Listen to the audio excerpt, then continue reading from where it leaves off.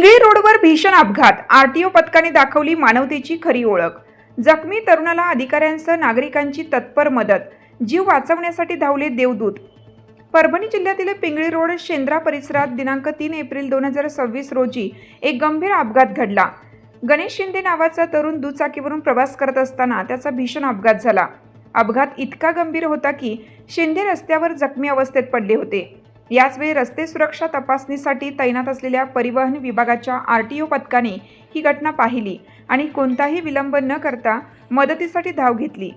या पथकात Hanumant Sule IMV, Mangesh Pachpute IMV आणि शुभम अकुलवार AIMV यांचा समावेश होता। अधिकाऱ्यांनी तात्काळ आपली गाडी थांबवून जखमी तरुणाला मदत केली। या मदत कार्यात नागरिकांनीही मोलाची साथ दिली। गणेश गरड, आदिनाथ गरड, उद्धव गरड आणि ज्ञानेश्वर मुरकुटे यांनी जखमीला उचलून प्रथमोपचारासाठी आणि तातडीने रुग्णालयात हलवण्यासाठी महत्त्वाची भूमिका बजावली।